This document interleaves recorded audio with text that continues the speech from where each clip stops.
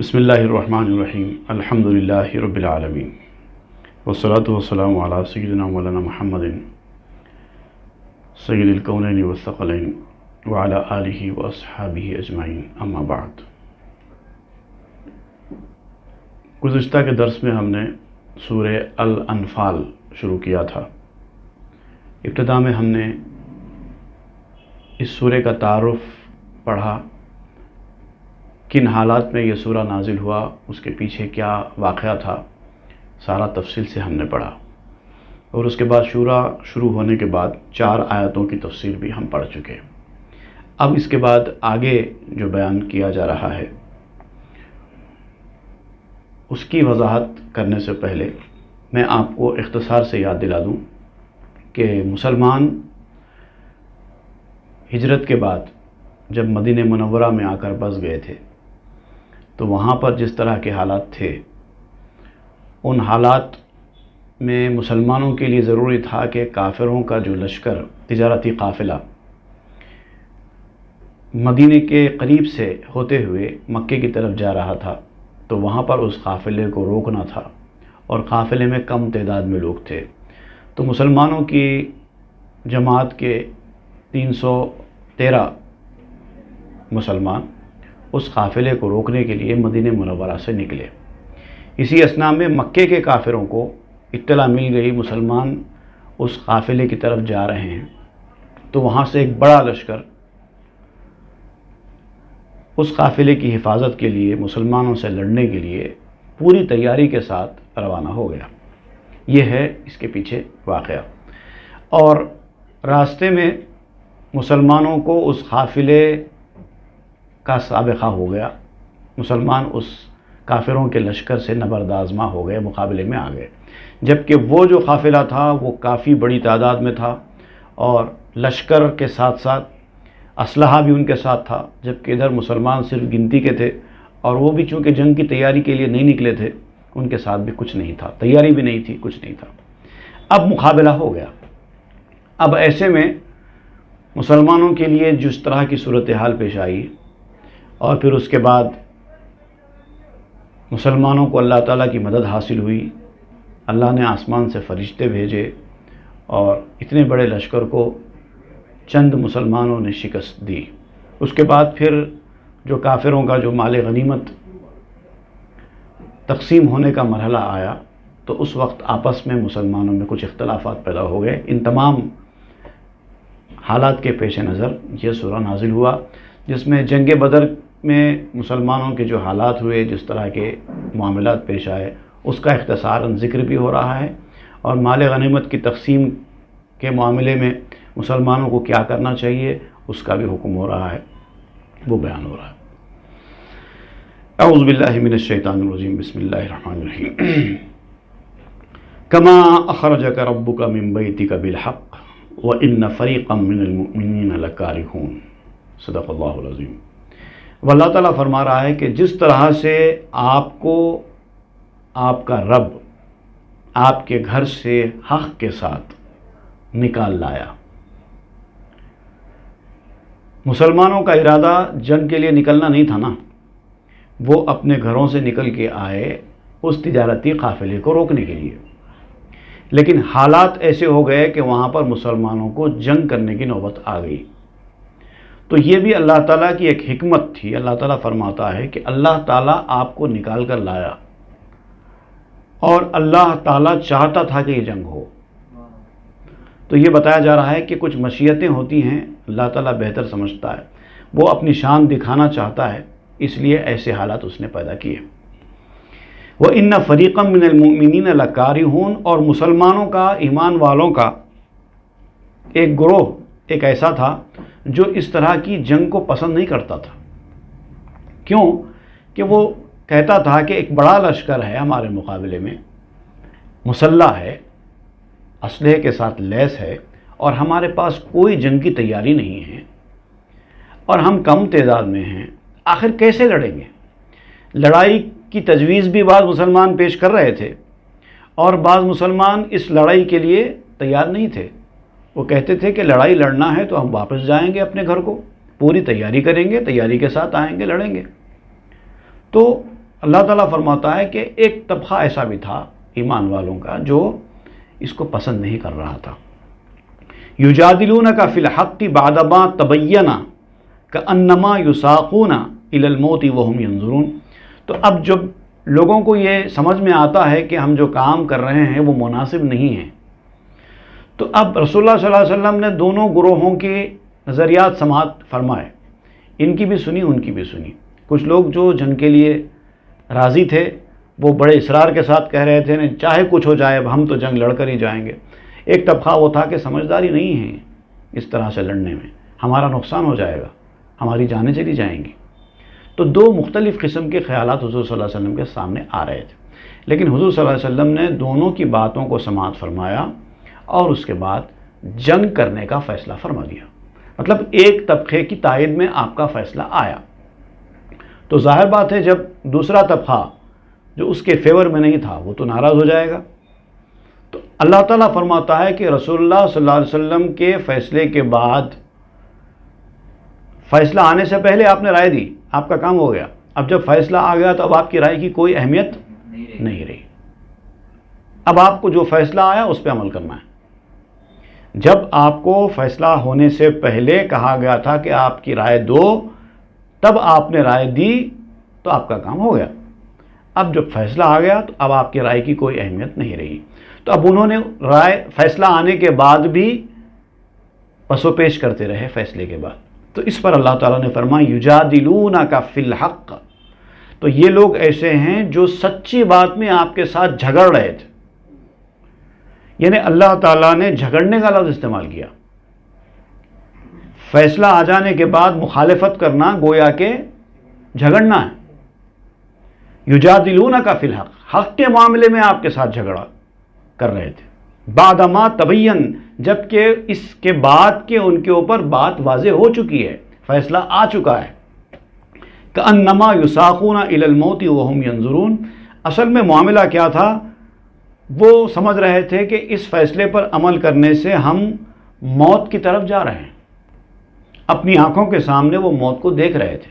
کیوں کہ ان کو معلوم تھا کہ مخالفین کا لشکر اتنا بڑا ہے، وہ تیاری کے ساتھ آ رہے ہیں، ان کے پاس اسلحہ ہے، سب کچھ ہے، ہمارے پاس کچھ بھی نہیں ہے. ایسے بڑے لشکر کے ساتھ جو ہتھیار سے لیس ہے، ایسے لشکر کا مدبھیڑ کر لینا، لڑائی کے میدان میں اتر جانا جس کے پاس کچھ بھی نہیں ہے، نہ تیاری ہے نہ لوگوں کی تعداد ہے، گویا کہ اپنے آپ کو موت کے منہ میں دینے کے برابر ہے. گویا کہ ذہنی طور پر تیار ہو جائیں کہ اب ہم کو مرنا ہے، ویسی بات تھی. وَإِذْ يَعِدُكُمُ اللَّهُ إِحْدَى الطَّائِفَتَيْنِ أَنَّهَا لَكُمْ.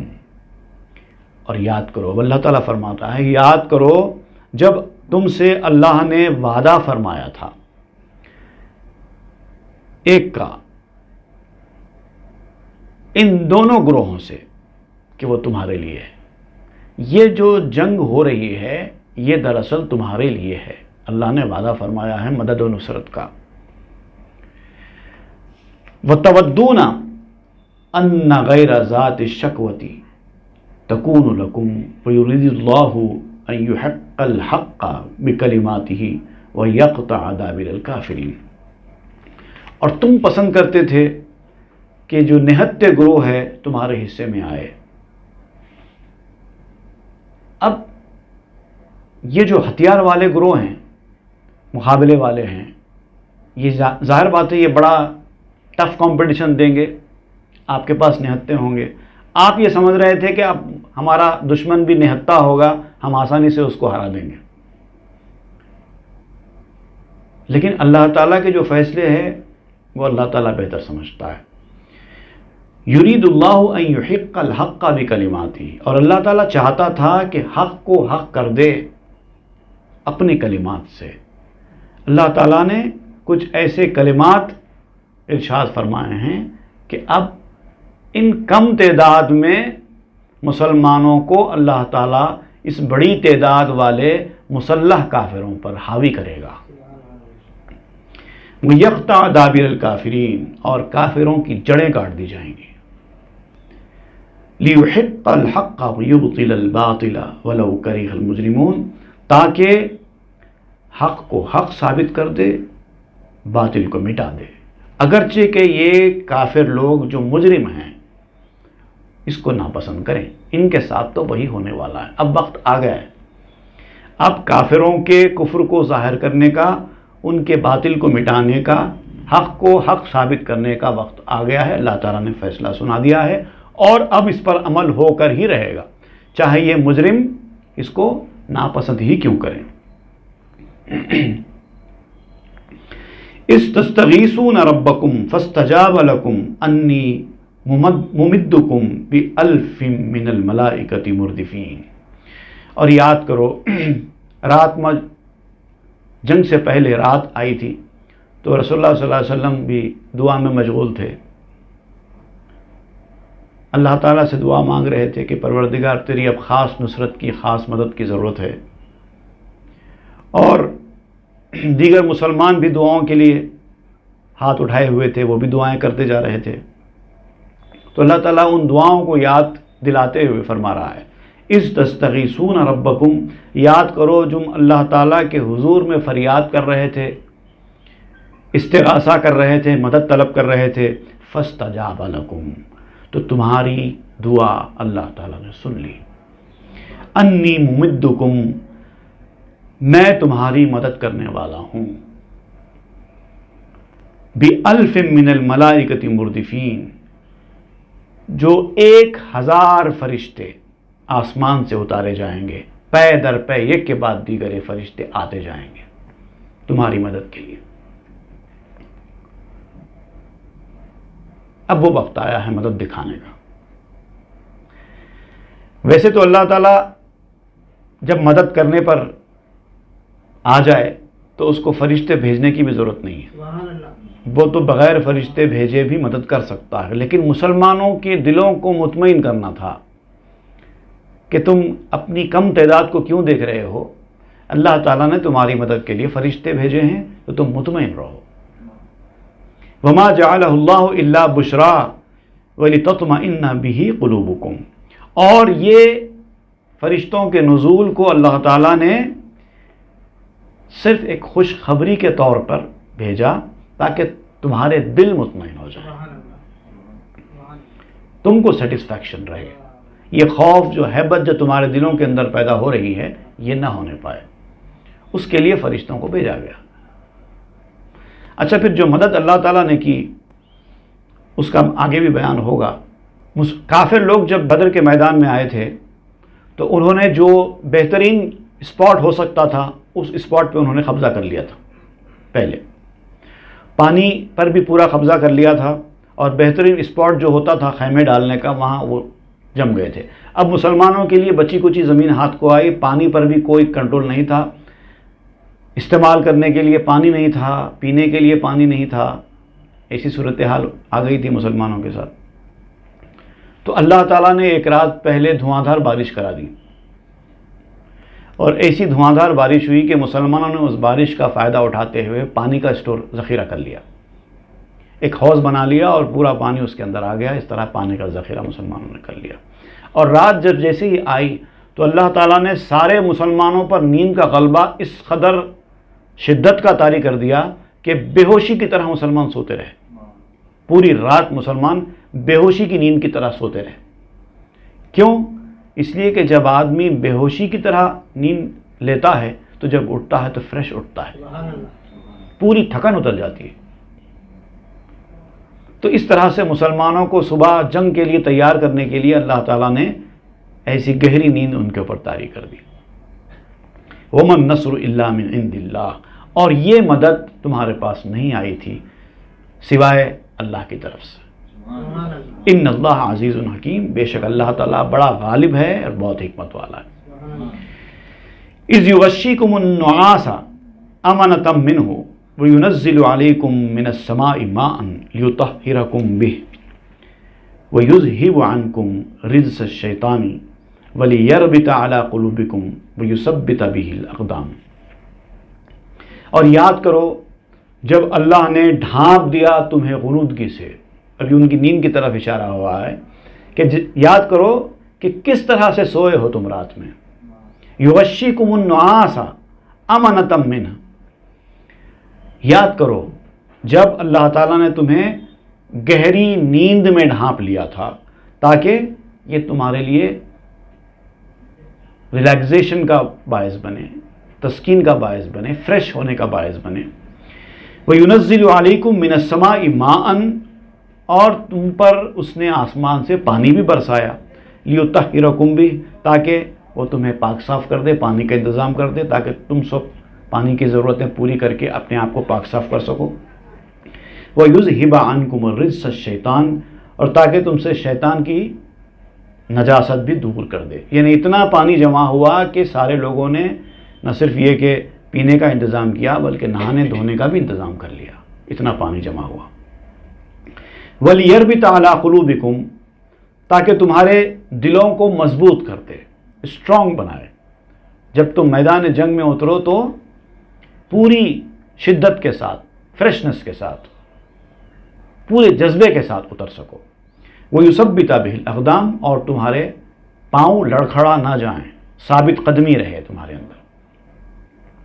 اِذْ يُوحِي رَبُّكَ إِلَى الْمَلَائِكَةِ أَنِّي مَعَكُمْ فَثَبِّتُوا الَّذِينَ آمَنُوا، پھر اللہ تعالیٰ نے جن فرشتوں کو حکم دیا تھا جانے کے لیے، ان فرشتوں کو بھی اللہ تعالیٰ نے وحی فرمائی کہ میں تمہارے ساتھ ہوں، تم جاؤ زمین پر اور مسلمانوں کو ثابت قدم رکھنے کا کام کرو۔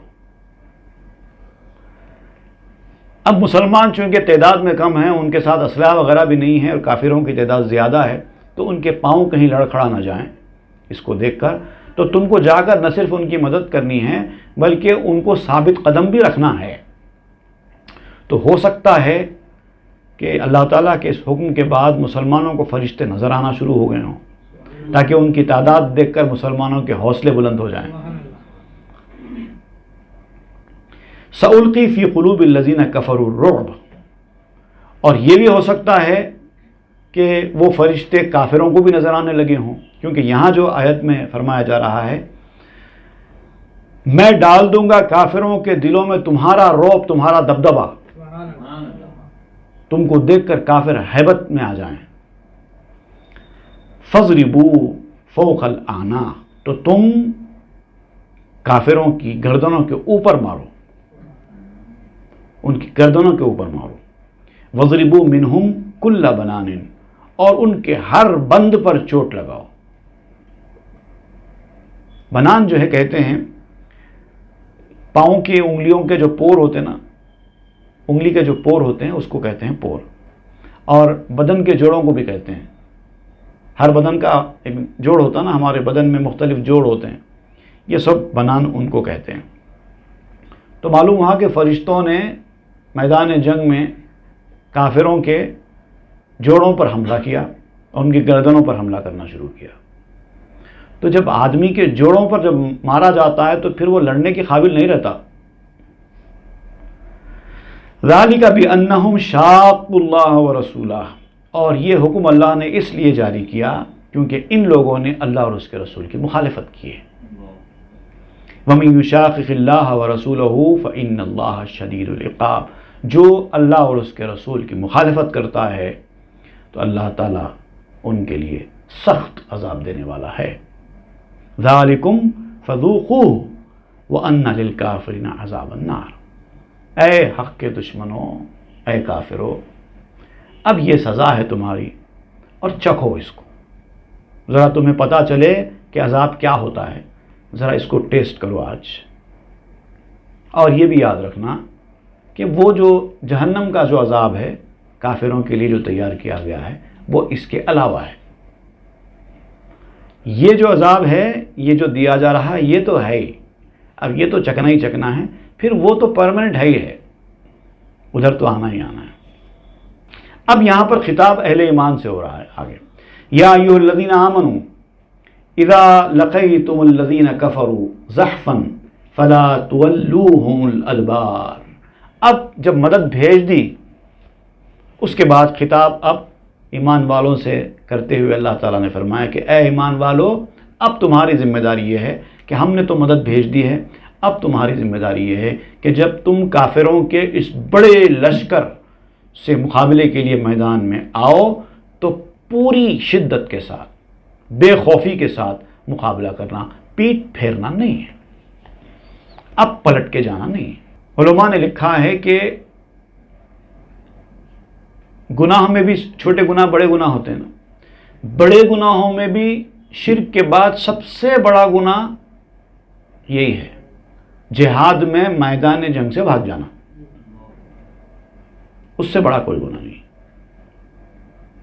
ہاں اگر کافروں کی تعداد بہت زیادہ ہے تو وہاں پر 2 گنا 3 گنا ہیں، اس سے زیادہ ہے، تو جب آپ اپنی جان بچانے کے لیے بھاگ سکتے ہیں، ورنہ نہیں۔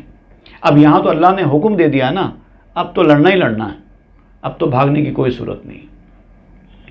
وَمَن يُوَلِّهِمْ يَوْمَئِذٍ دُبُرُهُ إِلَّا مُتَحَرِّفًا لِقِتَالٍ أَوْ مُتَحَيِّزًا إِلَى فِئَةٍ فَقَدْ بَاءَ بِغَضَبٍ مِّنَ اللَّهِ وَمَأْوَاهُ جَهَنَّمُ وَبِئْسَ الْمَصِيرُ۔